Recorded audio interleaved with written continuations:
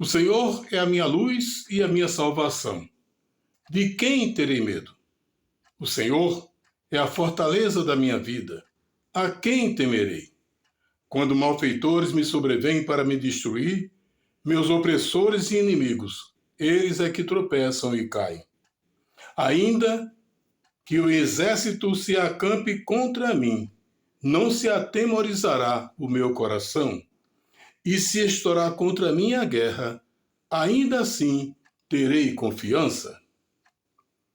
Senhor, o Senhor é a luz que ilumina os nossos caminhos e a força que nos encoraja para seguirmos firmes na fé. Nós cremos na sua divindade, na sua santidade, na sua soberania e no seu poder. Cremos que somente o Senhor é capaz de nos guardar, nos proteger e nos abençoar. Cremos que somente o Senhor é digno de receber toda honra, toda glória, todo louvor e toda adoração. Senhor, continue na direção deste programa, para o bem de todos que o fazem e que o assistem. Que assim seja, Senhor. Começa agora o programa 100% Gospel, aqui pela sua TV NMnet, o canal do sucesso, o canal da família. Aqui na apresentação, Adalberto Pereira. Na coordenação, supervisão e seleção de imagens, Newton Moura. A vocês que estão conosco a partir de agora, muito obrigado pela sua preciosa audiência.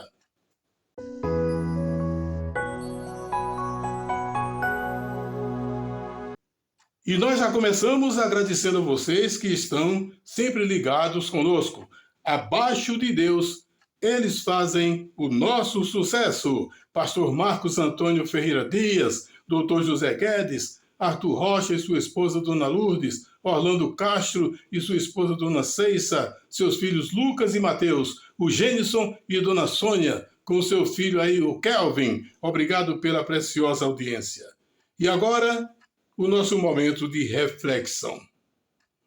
Escolhemos para o programa de hoje o tema Fugindo dos Impuros. O nosso texto básico está na primeira carta de Paulo aos Coríntios, capítulo 5, versículos 9 a 13. Diz assim a palavra do Senhor.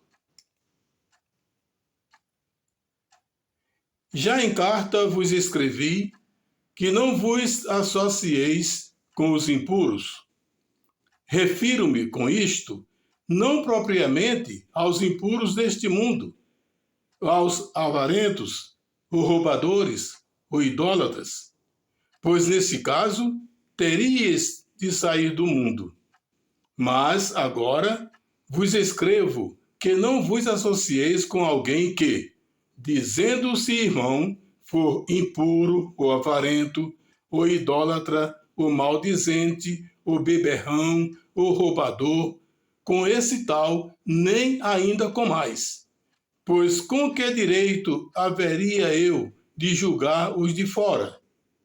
Não julgais vós os de dentro? Os de fora, porém, Deus os julgará. Expulsai, pois, de entre vós o malfeitor. Há um adágio popular que diz: diz-me com quem andas e eu direi quem tu és. O texto escolhido para a nossa reflexão de hoje diz mais ou menos a mesma coisa, mas com muito mais sabedoria, pois vem de alguém inspirado por Deus. A igreja de Corinto era a cópia fiel de muitas igrejas de hoje.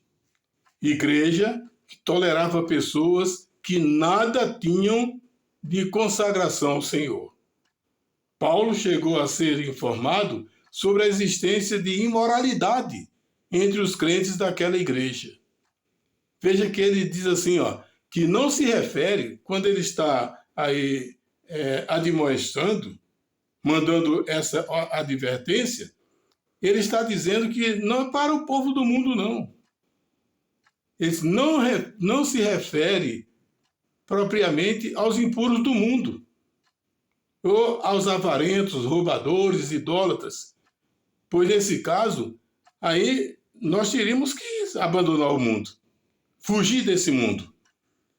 Mas ele diz que ele escreve que você não deve se associar com alguém que, se dizendo seu irmão, for impuro, for avarento, for idólatra, maldizente, beberrão, roubador. E ele diz, olha o que ele diz, com esse tal, nem ainda com mais. Você está entendendo a situação aí? É para você nem sentar à mesa com uma pessoa dessa espécie. Isso sendo lá de dentro da igreja. Não é a pessoa lá do mundo, não. Lá do mundo deixa que Deus vai julgar. Né? O apóstolo Paulo diz que deixa que do mundo Deus vai fazer o julgamento. Né? Então, é justamente com os de casa, com os da própria igreja. Tá? E a exemplo do que ocorre na grande maioria das igrejas evangélicas dos nossos dias, ninguém naquela igreja fazia nada para evitar o que estava acontecendo. As coisas aconteciam de toda forma dentro da igreja, ninguém dava a mínima. Veja o que o apóstolo Paulo disse no versículo 2 do capítulo 5. Olha bem. E contudo, andeis vós ensoberbecidos e não chegastes a lamentar, para que fosse tirado do vosso meio quem tamanho ultraje praticou? O que Paulo exigiu aqui não foi uma simples disciplina de 1, 2, 3, 4, 5 meses. Ele sugeriu lançar fora do meio dos crentes os que praticavam aqueles atos imorais. Aí tem gente que diz, não, vamos agir com amor. Não, você pode tirar do meio de vocês sem estar empurrando, sem bater, sem agredir, sem impropérios, sem palavras bruscas.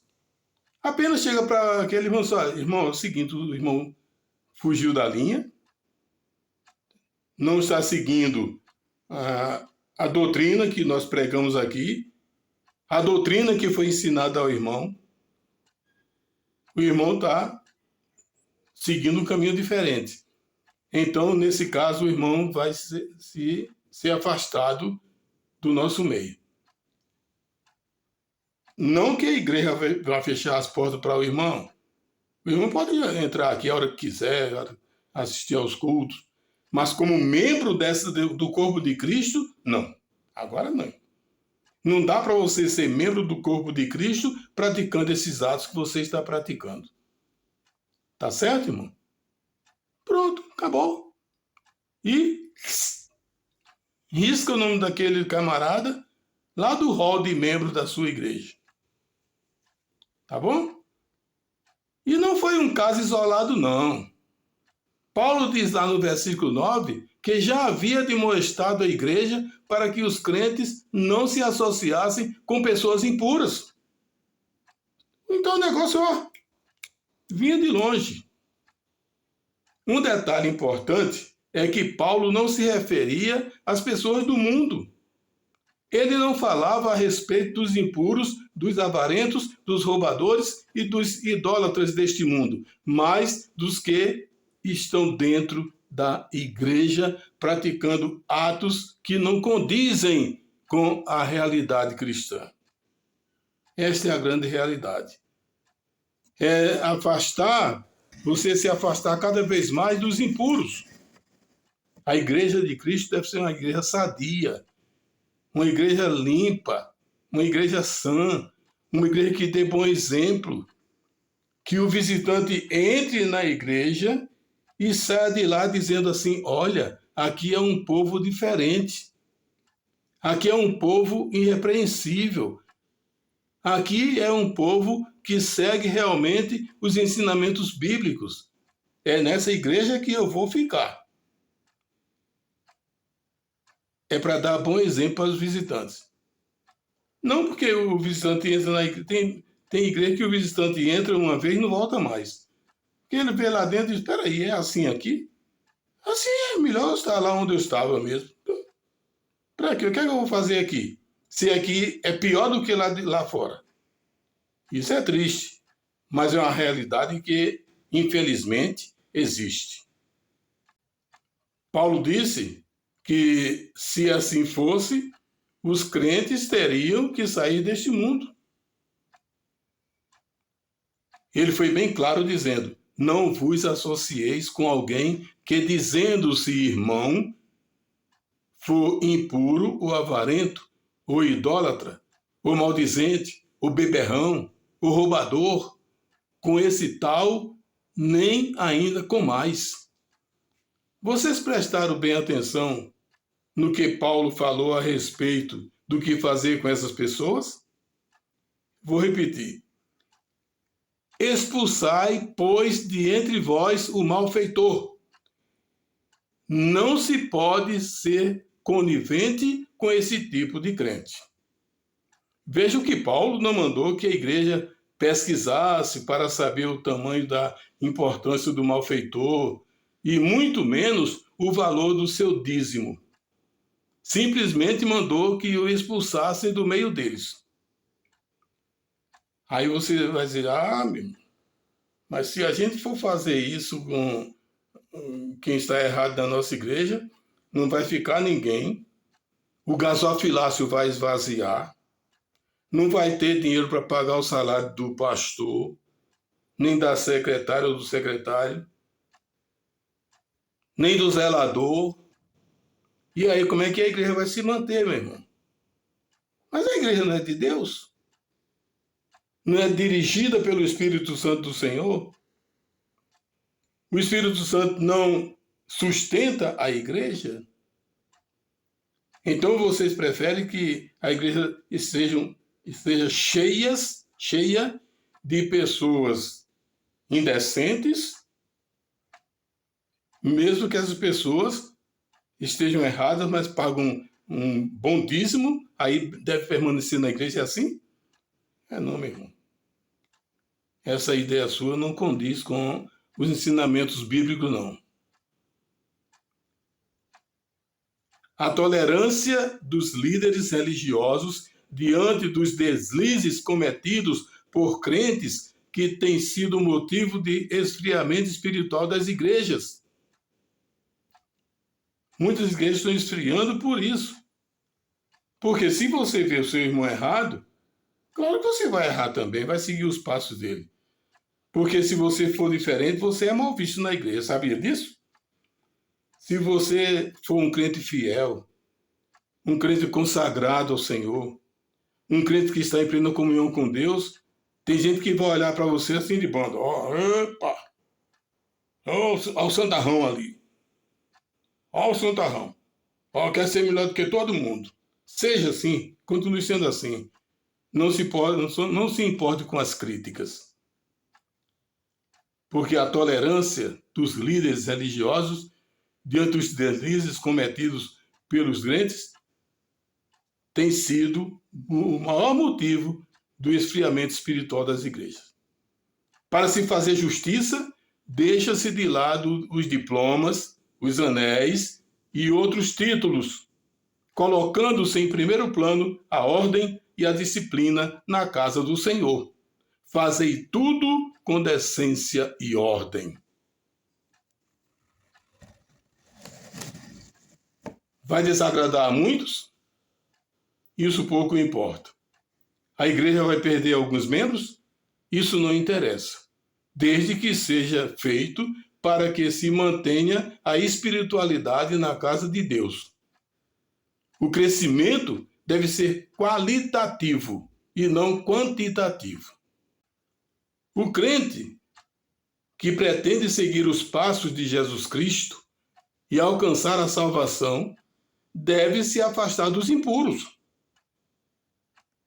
Eles são peritos em contagiar aqueles que se esforçam para agradar a Deus. Não, irmão, que é isso? Você fizer isso aí, Deus não está ligando para isso não, meu irmão. Deus perdoa. O nosso Deus é um Deus de amor, de bondade, de misericórdia. O irmão pode fazer e acontecer. Ele perdoa, irmão. Negócio crente exagerado demais. Isso é religiosidade. Agora surgiu a palavra das igrejas. Religiosidade. O que é religiosidade para os líderes da igreja? É aquele que é um crente consagrado. Aquele que segue as escrituras, tintim por tintim. Esse é religioso, né? Não é cristão, não. É religioso. É um fariseu. Infelizmente, há alguns líderes que ficam indiferentes aos erros cometidos. Uns chegam a afirmar que estamos seguindo a evolução dos tempos e que não podemos ser retrógrados. Certa vez, ao conversar com um irmão e ao lembrar das igrejas das décadas de 50, 60, ouvi dele a seguinte afirmativa: desse jeito, você vai ficar sozinho, perdido nesse mundo de sonhos. E sabe que há momentos em que acho que ele tem razão? Só não levo a sério esse tipo de comentário porque imediatamente desperto para outra realidade. A de que o meu objetivo é seguir os costumes de determinadas pessoas. Mas não é seguir os costumes de determinadas pessoas, mas permanecer perseverante até a volta de Jesus Cristo. Eu não quero seguir os costumes de determinadas pessoas, de forma alguma.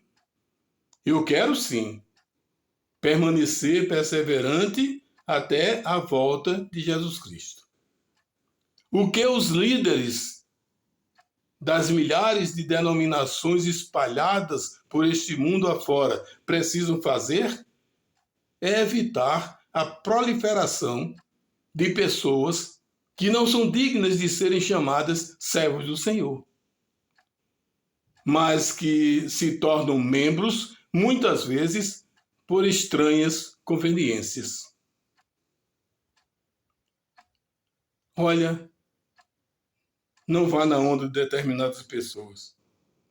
Tem pessoas que levam a religião como uma brincadeira, uma coisa sem fundamento, uma coisa sem valor, uma coisa que é fácil demais você viver. Não é. Para você ser um verdadeiro cristão, você vai enfrentar muitas coisas, muitas dificuldades, até perseguição dentro da sua própria igreja. Tem gente que vai dar um bom dia para você com uma ofensa. Bom dia. Boa noite. Oi, tudo bem?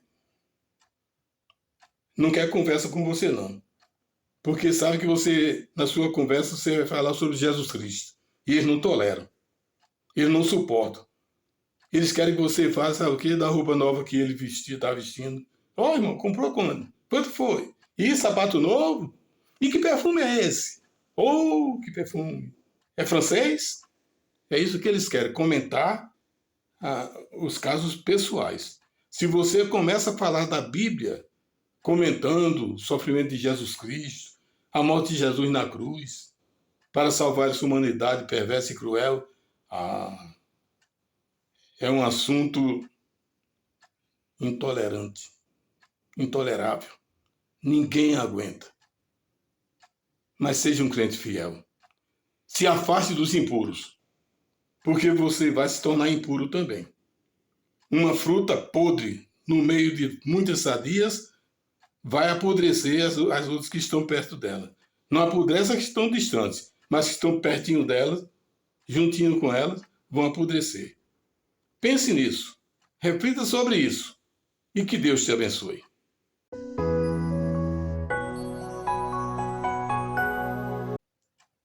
E depois desse momento de reflexão, o nosso programa tem sequência.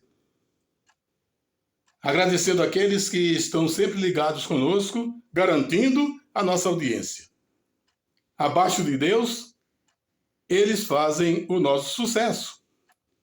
Meu amigo Antônio Barros e família, Pedro Oliveira Alves e sua esposa Soliandra Alves, Roberto Felipe e sua esposa Edinalva, seus filhos Daniel e Samuel, José Roberto e sua esposa, José de Arimatea Ribeiro, Zé Pindola e sua esposa, um abraço para vocês todos. Um abraço aí para o Dário Claudino, meu primo, lá em Santa Rita, na Paraíba. Alô, Dário, continue ligado no nosso programa, tá bom? Até o final. Daqui até o final, muitas coisas boas tem para apresentar para você e para aqueles que estão nos acompanhando no programa 100% Gospel, tá bom? Um abraço para você, meu primo querido. Você é o primo do coração, primo Dário, né? Olha, Jesus Cristo vai voltar. Pense nisso. Os fatos estão acontecendo. As Escrituras Sagradas dizem que vai haver guerra, rumores de guerra, nação contra nação, pai contra filho, filho contra pai, nora contra sogra, sogra contra nora. O amor de muitos esfriará. Mas ela diz o seguinte: não é o fim ainda, é o começo das dores. Nós estamos presenciando a olho nu. Aí, claramente, inundações, desmoronamentos, terremotos, maremotos, tufões, vulcões em erupção, tragédias, o mundo desgovernado. Ninguém ama mais a ninguém.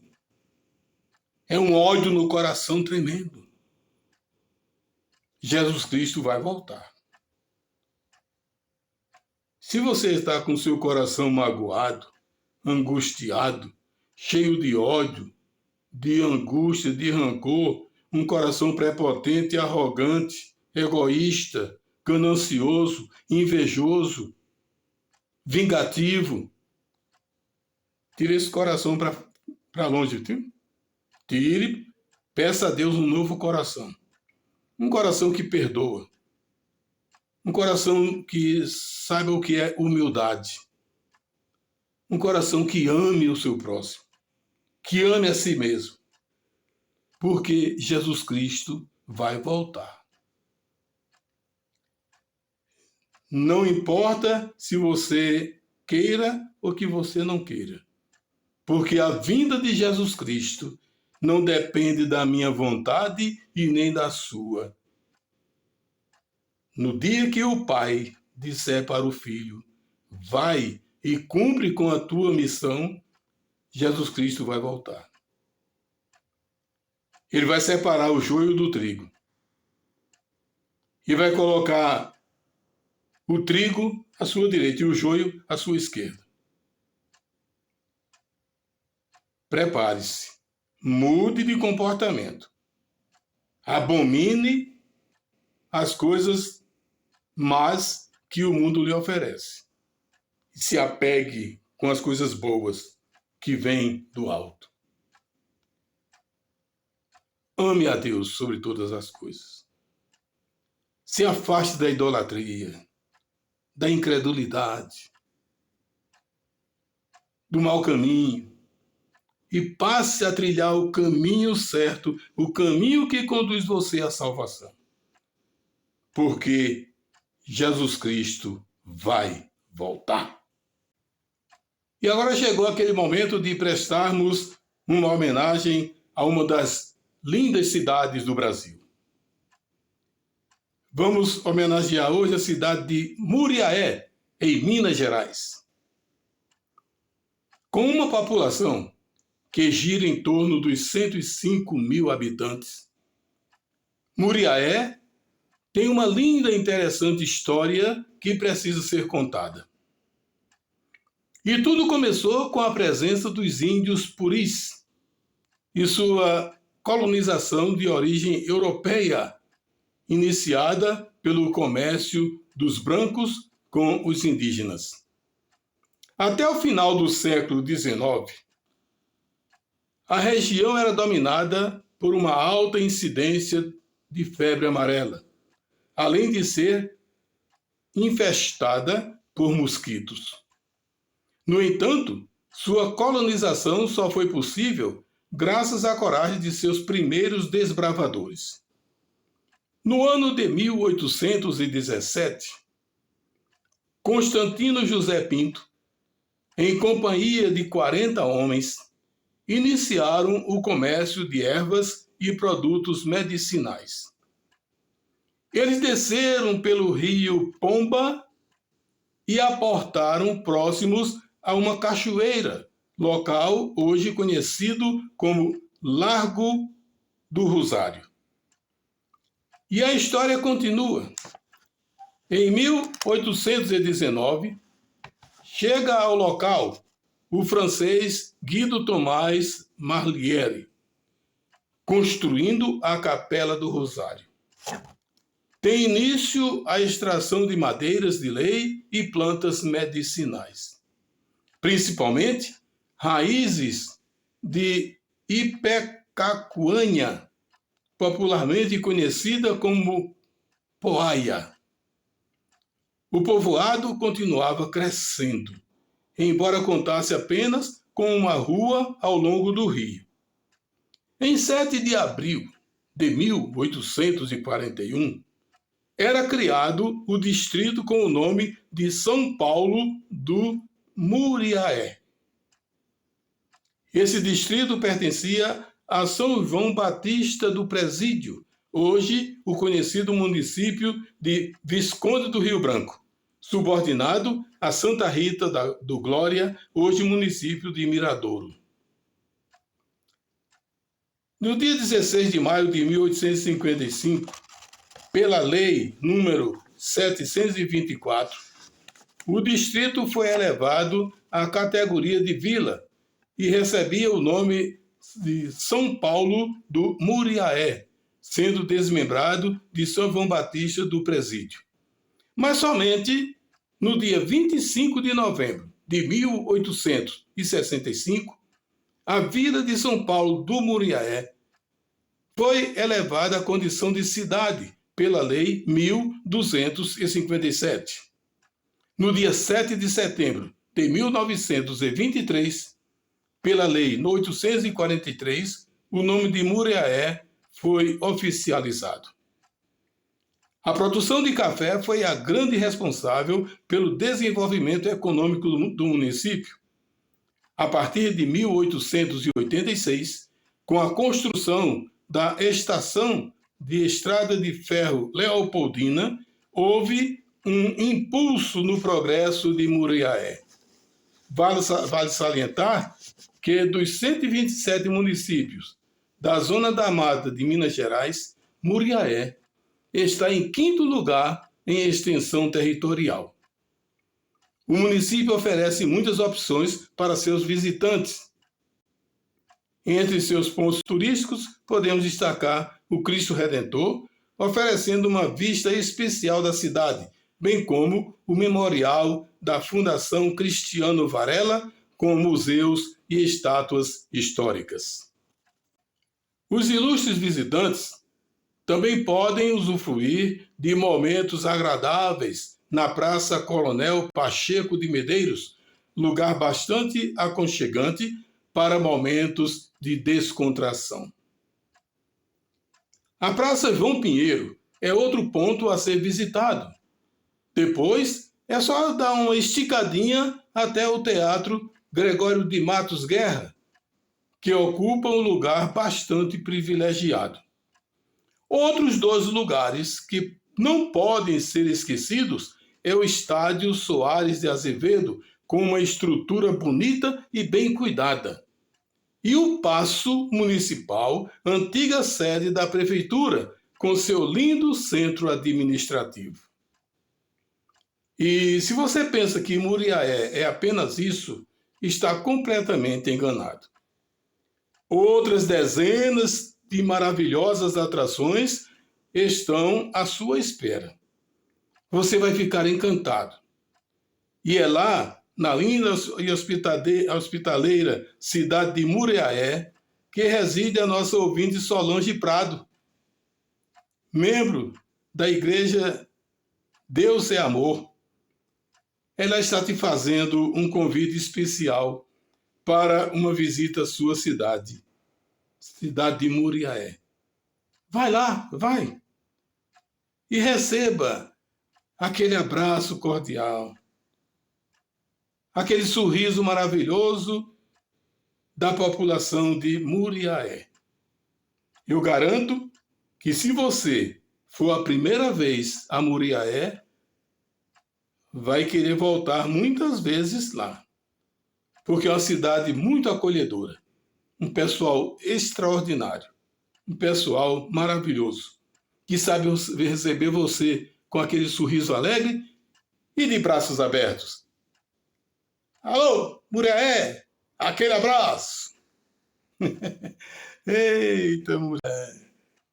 Olha, se você tem algum trabalho para apresentar, manda uma mensagem de texto para o Newton e ele vai selecionar, vai preparar e vai botar aqui no nosso programa para que o seu trabalho seja divulgado. Nós precisamos mostrar o seu talento. Deus lhe deu um talento.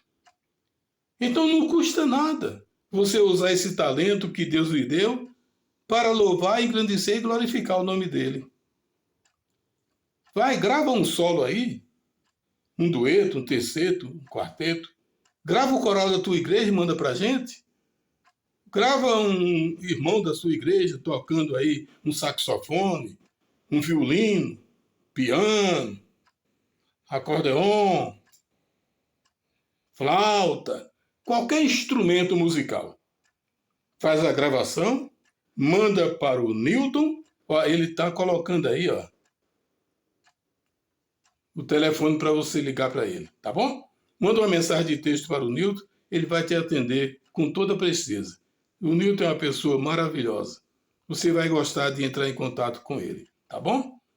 E nós aproveitamos para agradecer a audiência aí dos nossos amigos, a família Holanda, Eliezer Filho. Opa, meu querido Ciso, aquele abraço. Um abraço aí para sua esposa, a dona Gláucia Holanda, para os seus filhos Dário, Keila e Pablo. Um abraço aí para a Gláucia Maria. Um abraço para a Yaya, a irmã do Ciso. Aí um abraço para Carol, Du, Gabi. E agora no nosso programa 100% Gospel, uma palavra de fé e confiança. Lá no Salmo 120, versículo 1, primeiro, está escrito: na minha angústia clamo ao Senhor e Ele me ouve. Fácil. Na minha angústia clamo ao Senhor e Ele me ouve. Isso é o início de um convite que eu faço para você. Quando você estiver em momento de angústia, de aflição, clame ao Senhor. Recorra para o nosso Deus. Ele vai lhe ouvir. Ele vai ter misericórdia de você. Ele vai ter compaixão, porque só Ele é capaz de solucionar os mais angustiantes problemas. Até aqueles que para você pode ser impossível. Mas para Deus nada é impossível. Se você está com problema de saúde, problema de relacionamento, em família, com os amigos, com os vizinhos, no seu trabalho, no seu ambiente de estudo, na sua igreja. Se você está com problema de relacionamento, conversa com Deus, pede orientação divina e Ele vai orientar você naquilo que você precisa fazer. Ele está sempre presente em sua vida. Ele está sempre atento, esperando que você recorra a Ele. Ele já sabe tudo o que você precisa. Ele sabe de sua vida, desde o seu nascimento até a sua morte. Mas Ele precisa ouvir de você o seu pedido, as suas súplicas. Ele quer que você vá até Ele, em oração, colocando diante dEle seus problemas financeiros. Você está desempregado? Está desempregado? Vai, conversa com Deus, que Ele vai lhe orientar. Você vai fazer uma viagem? Converse antes com Deus, para saber se Ele aprova ou não aquela viagem. Se Deus disser sim, boa viagem. Se Deus disser espere, paciência. Ele quer provar a sua confiança nele, a sua perseverança. E se ele disser não, dê graças a ele, porque o não de Deus é para o nosso bem. Se ele disser não, é porque se você fizer, vai dar errado. Ele sabe a hora certa. Ele sabe o momento certo. E ele sabe o que é bom para você. Confie nesse Deus. Deixe aquela história de se ajoelhar diante de estátuas que têm olhos, mas não enxergam, têm ouvidos, mas não ouvem, têm nariz, mas não sentem cheiro nenhum, têm boca, mas não fala, têm mão, mas não apalpam, têm pés, mas não andam. E quando se deslocam de um lugar para outro, é nos braços de alguém. Esses ídolos não valem nada. Quem vale é Deus. Tudo que você pedir ao Pai, em nome do Filho, lhe será dado. Agora, peça com fé. E peça crendo também. Primeiro você tem que crer em Deus. Depois, receber os seus benefícios. Pense nisso. Reflita sobre isso. Que Deus te abençoe.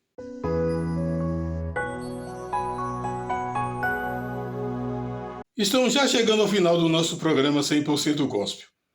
Mas antes, nós queremos agradecer a vocês que estiveram conosco até o final do nosso programa.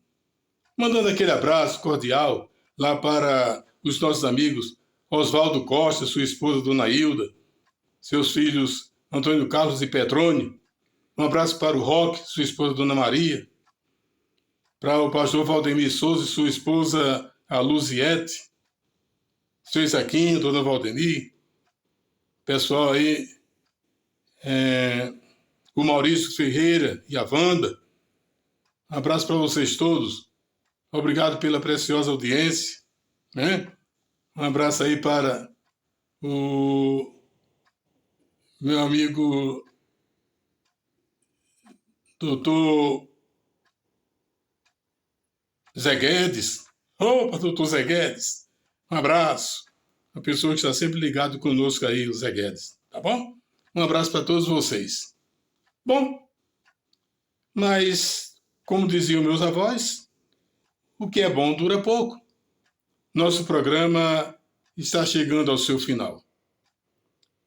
Que esse Deus maravilhoso, Deus Todo-Poderoso, onisciente, onipresente, onipotente, Deus de amor, de bondade, misericórdia e de justiça, continue iluminando os seus caminhos, fortalecendo os seus passos e derramando preciosas bênçãos sobre você e sua família. Esse Deus é maravilhoso. Curve-se diante da sua divindade, da sua santidade, da sua soberania e do seu poder. Se Ele nos permitir, estaremos de volta no próximo programa aqui com vocês. Tá bom?